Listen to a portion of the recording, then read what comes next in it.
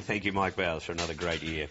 Well, at this time every year we record the Matt Price moment in memory of our former couch colleague and great friend, Matt Price. And what we try and do is to find a moment that he would have exploited in his columns. So to give you a sense of what we're on about, we'll go to what we regard as the gold standard. That was 2008 when Brendan Nelson dead-heated with himself. Every mother loves her baby. Every baby is valued, and Mr Rudd should value all babies equally.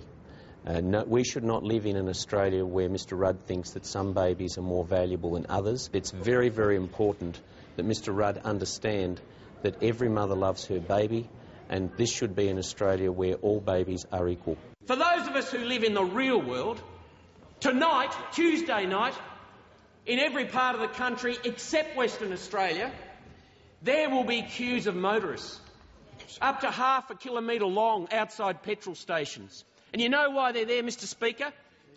They'll be there in their 20-year-old Mitsubishis. They'll be there in a 10-year-old Commodore with 3 kids in the back seat. And they'll be there in a Tarago with a wheelchair in the back and 5 kids. They will be there, Mr Speaker, because tonight is the night when you get the cheapest fuel in the cycle. And I say to the Prime Minister, get out of your car and go down there and ask those families whether they reckon a 5-cent cut in the excise on petrol might make a difference. Any time they want to bring him back is okay by us. OK, now let's have a look at all the contenders, minus the winner, of course, the contenders during 2010.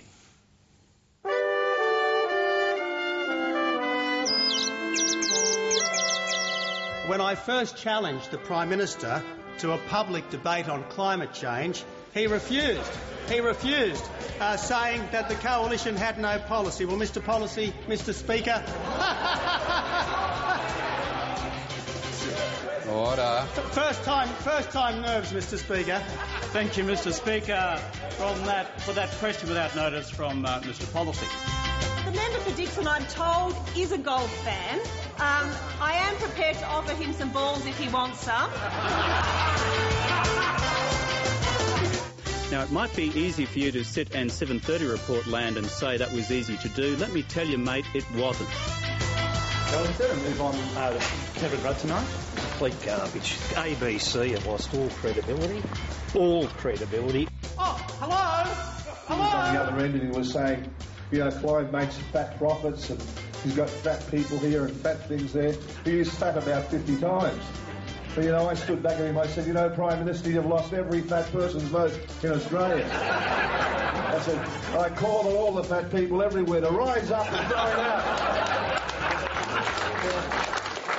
And, you know, when I came back to Australia, they had. The statements that need to be taken absolutely as gospel truth is those carefully prepared, scripted remarks.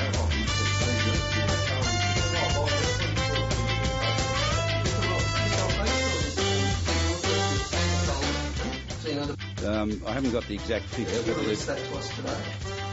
I can release that. Yeah. You know, I probably needed a staffer like that to be doing that to me when I was on Kerry O'Brien the other night. Dr Abbott's miracle cure for climate change. There it is in the little bottle.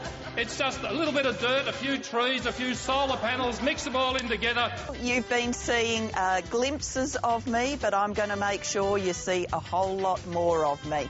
If Julia today is different from Julia the day before yesterday, what the hell is going on here? Oh! Oh, push up, girls, push up! Tony reckons if I get my ass into a saddle, I can't cause any problems. But just watch me, Tony. Now, this isn't the shadow finance minister, it's a freak show.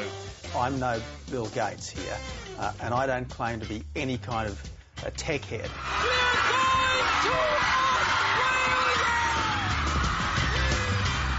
Oprah has been named by Forbes magazine as the most important celebrity in the world.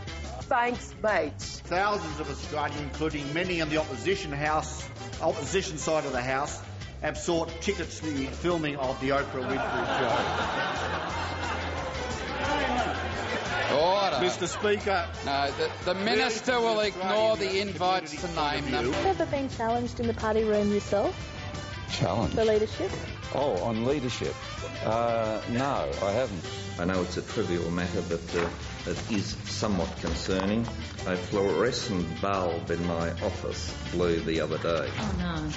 Keeping people busy, aren't you, darling?